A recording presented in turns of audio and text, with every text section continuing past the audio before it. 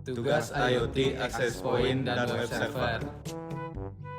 Saya Carlos Kinova Bagani dengan NIM 23055511100. Saya Kadek Dikri Sameswara dengan NIM 23055511086. Saya Imade Rangga Harikesa Subiksa dengan NIM 23055551150. Oke, untuk pengujian kali ini kami akan menggunakan dua sensor. Yang pertama ada sensor ultrasonik dan kedua ada sensor PIR. Mari kita jelaskan tentang sensor ultrasonik terlebih dahulu. Jadi sensor ultrasonik itu adalah jenis sensor yang menggunakan gelombang suara ultrasonik untuk mengukur jarak antara sensor dan objek di sekitarnya. Prinsip kerjanya mirip dengan sonar yang digunakan pada kapal selam. Sensor ini menghasilkan gelombang suara ultrasonik dan kemudian mendeteksi pantulan gelombang tersebut dari objek di sekitarnya.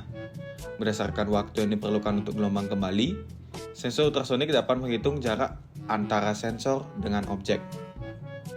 Yang kedua ada sensor PIR. Jadi sensor PIR adalah singkatan dari Passive Infrared Sensor, disingkat PIR. Ini adalah jenis sensor yang mendeteksi perubahan radiasi inframerah yang dihasilkan oleh objek di sekitarnya. Sensor ini bersifat pasif karena tidak memancarkan energi sendiri, tapi hanya mendeteksi perubahan dalam radiasi inframerah yang ada dalam lingkungan sekitarnya. Sensor PIR sering digunakan dalam berbagai aplikasi, termasuk sistem keamanan rumah, pencahayaan otomatis, dan kontrol otomatis perangkat. Saat mendeteksi pergerakan atau perubahan suhu yang signifikan, sensor ini dapat memicu tindakan tertentu, seperti mengaktifkan lampu atau memberi peringatan keamanan. Baik, kita lanjut ke video proses perangkaian, di mana yang pertama kita siapkan sebuah breadboard. Setelah itu kita siapkan node MCU-nya. Setelah itu kita siapkan sensor ultrasoniknya dan sensor PIR.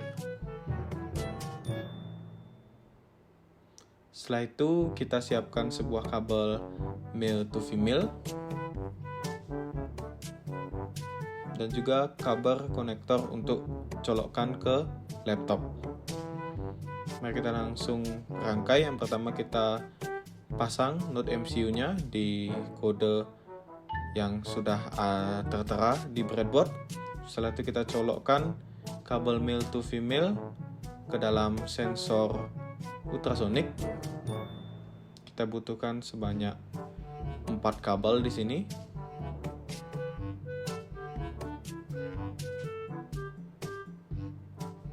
Setelah itu kita pasang masing-masing kabel ke dalam pin yang sudah ditentukan.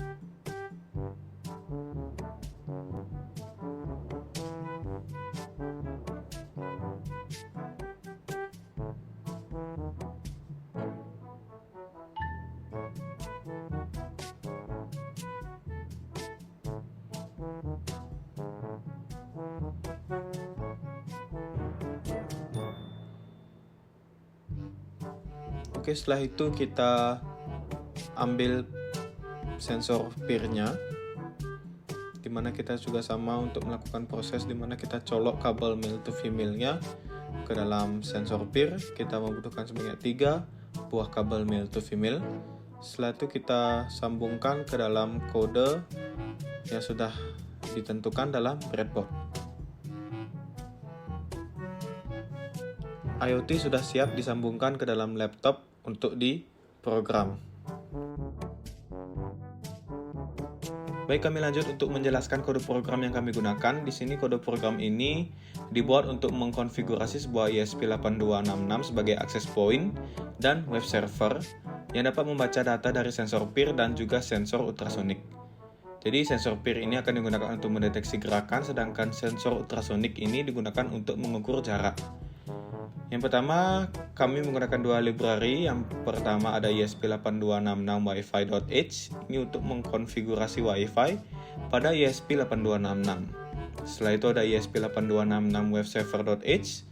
Ini adalah library untuk membuat web server pada ESP8266. Setelah itu ada konfigurasi Wi-Fi. Kode programnya ada dua, yaitu cons char SSID dan juga password. Di sini SSID-nya bernama Wi-Fi ASIC. Setelah itu ada passwordnya, kami mengeset dari angka 1 sampai dengan 9. Setelah itu ada inisialisasi web server. Di sini ada ESP8266 web server dalam kurung 80. Jadi ini akan membuat instance dari web server pada port ke 80. Setelah itu ada deklarasi pin sensor. Ini ditentukan untuk pin dari sensor PIR ultrasonic. Jadi kalau ada cons integer PIR pin itu ada di D7, trig pinnya di D6, dan echo pin di D5. Setelah itu ada variabel untuk menyimpan data sensor. Yang pertama ada ball, PIR state sama dengan low, unsigned long, last PIR check sama dengan 0, cons unsigned long, PIR interval sama dengan 500. Setelah itu ada long distance sama dengan 0. Setelah itu ada unsigned long, last ultrasonic check sama dengan 0. Setelah itu cons unsigned long, ultrasonic interval sama dengan 500. Jadi ini adalah variabel untuk menyimpan status sensor PIR dan nilai jarak dari sensor ultrasonic, serta intervalnya untuk pemeriksaan untuk masing-masing sensor. Setelah itu lanjut ke fungsi setup. Di sini ada void setup, itu untuk mengatur ESP8266 sebagai access point dengan SSID dan password yang telah ditentukan. Setelah itu ia akan mencetak IP address dari access point yang telah dibuat. Setelah itu ia akan mengatur penanganan permintaan pada route path dan permintaan yang tidak ditemukan. Setelah itu dia akan memulai web server dan mengatur mode pin untuk sensor PIR dan ultrasonic. Setelah itu lanjut ke fungsi loop. Untuk kode program ini akan memeriksa klien yang terhubung dan menangani permintaan dari klien. Setelah itu akan memeriksa sensor PIR untuk setiap interval yang telah ditentukan. Setelah itu dia akan memeriksa kembali sensor ultrasonic setiap interval yang telah ditentukan dan mencetak nilai jarak yang terbaca. Setelah itu ada fungsi void handle web server. Di sini akan mendapatkan IP address dari klien yang terhubung. Setelah itu akan membuat respon HTML yang berisi informasi dari server IP, IP klien, dan status deteksi gerakan dan jarak dari sensor ultrasonic. Setelah itu akan mengirimkan respon HTML ke klien. Setelah itu lanjut ke fungsi handle not found. Di sini akan mengirimkan respon 404 jika permintaan halaman tidak ditemukan. Setelah itu ada fungsi untuk get ultrasonic distance. Ini merupakan fungsi untuk mengirimkan sinyal trigger dari sensor ultrasonic. Setelah itu akan mengukur durasi sinyal echo yang diterima. Setelah itu akan menghitung jarak berdasarkan durasi sinyal echo dan mengembalikan nilai jarak. Jadi kode ini akan membuat ESP8266 atau Node MCU-nya itu menjadi access point dan web server yang dapat menampilkan status deteksi gerakan dari sensor PIR dan jarak dari sensor ultrasonic dalam bentuk halaman web. Jadi halaman ini dapat diakses oleh perangkat yang terhubung langsung ke access point yang telah dibuat di Node MCU ESP8266. Baik, setelah itu kita lanjut ke dalam device di mana kita konekkan ke Wi-Fi ASIC yang sudah kita buat. Di sini kita akan mengkonek terlebih dahulu. Setelah itu kita akan lanjut pergi ke browser untuk mengeset IP address supaya bisa memasuki halaman web yang sudah dibuat. Di sini ada 192.168.4.1. Nah, sudah connect. Di sini ada motion detected dan juga distance atau jaraknya. Jadi sudah ke scan dan sudah connect. Di sini kita coba refresh supaya berubah motion detected dan juga distance-nya. Di sini yang pertama motionnya tidak ada, setelah itu ada.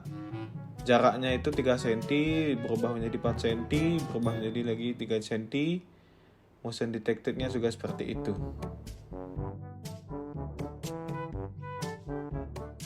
Baik, sekian pemaparan video yang dapat kami sampaikan.